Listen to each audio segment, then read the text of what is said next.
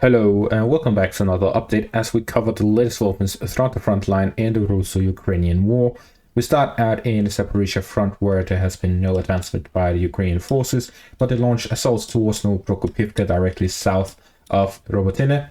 With this we see that they walked through the forest patches and started attacking the northern outskirts of the village, where the Russian forces have a prepared trench here in the northern outskirts of the village. The Ukrainian forces here continue their attempts at advancing towards the Russian positions and trenches here in the first line of defense, the Surovikin line as it is called, as well as trying to expand their zone of control to the sides to avoid a Russian enclosure of their salient here in the Zaporizhia front.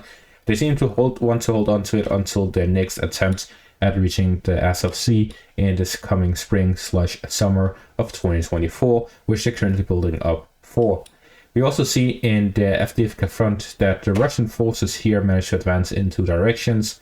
First off, in the residential area here in the southeast of the city, they managed to advance and capture multiple trenches, one here in the southwest, the areas here to the north of the previously captured areas. So with this we see that they managed to capture approximately 4 more trenches, but there's many more to go through here in the residential area before they have full control of it.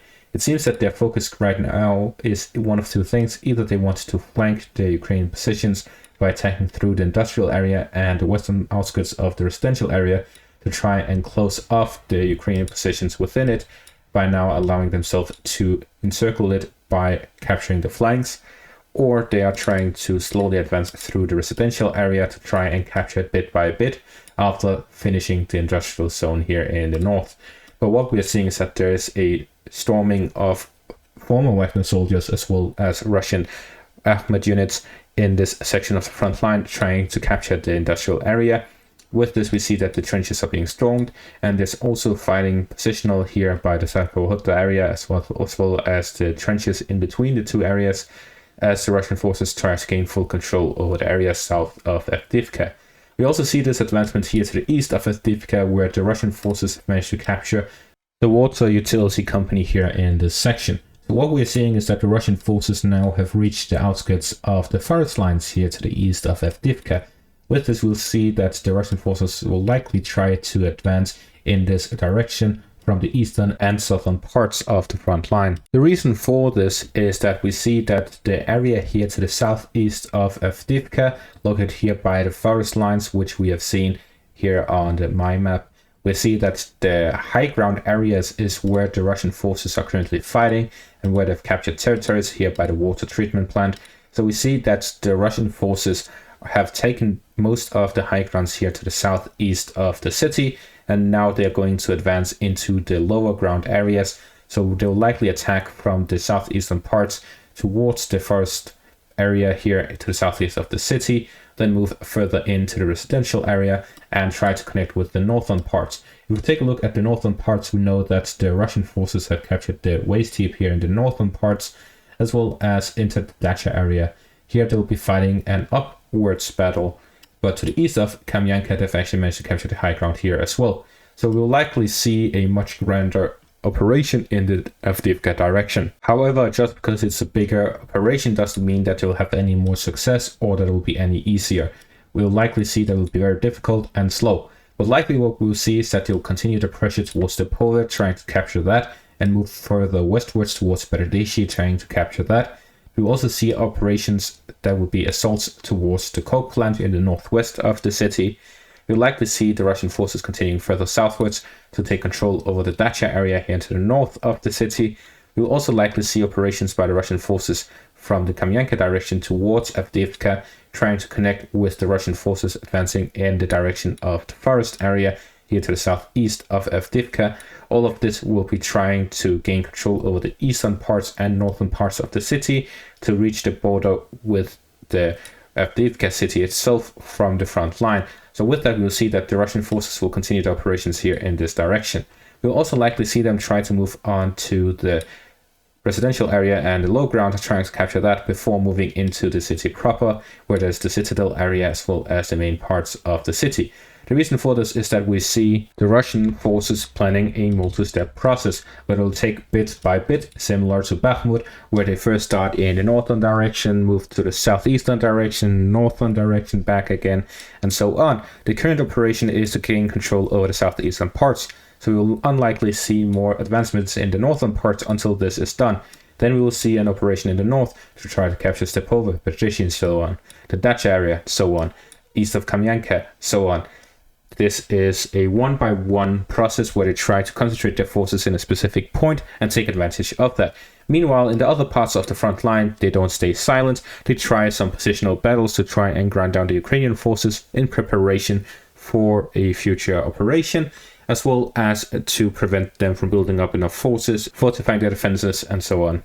An example of the sort of fighting we see in the Avdiivka area is this short clip where you don't really see much of anything except for 2 Russian soldiers at the entrance to an underground tunnel in the Avdiivka area. The Russian soldiers stormed Ukrainian positions after an artillery preparation where they find one of these entrances, camp by it, and try to throw in grenades and wait if there are any Ukrainian soldiers coming out of it. They are ready for them. They also try to cover fire onto the area if it's only just a small bunker compared to one of these larger tunnels in the area. So there's a lot of different aspects to this fighting that we haven't seen previously, because this is a new level of fighting in the area. Moving on to the Avdiivka area, we see that the Russian forces were pushed back a bit further, where the Ukrainian forces managed to capture this small part and section of the front line, closing in on Russian positions. As for the Bakhmut direction, we see that the Russian forces made a small advance here to the southeast of Avdiivka, and the Ukrainian forces made a small advance in the direction of Zelenopilya. So we're seeing some back and forth here in the Avdiivka area. As for the northern parts in the direction of Bilohorivka, we see that the Ukrainian forces made an advance towards the village of Solozarivka, where positional fighting continues in the border between Donetsk and Luhansk in the direction of Lysychansk. The Ukrainian forces managed to recently advance north of Bilohorivka and now to the south of the village, which shows that they have built up their presence in the area and are trying to take advantage of the Russian forces launching their operations in the direction of Avdiivka, which is pulling in a lot of resources towards that direction. Finally, there is this video released by militaryland.net which shows the 47th Mechanized Brigade defending Avdiivka against Russian forces. The video itself is 33 minutes long. I'll just show a tiny bit of the video. In the video, we see nothing at all at the start. It is at dawn in a trench in the southern parts of Avdiivka, where we see that the 47th Mechanized Brigade is fighting against a Russian assault in this direction. It is taking place just before dawn. We're seeing as the sun is rising.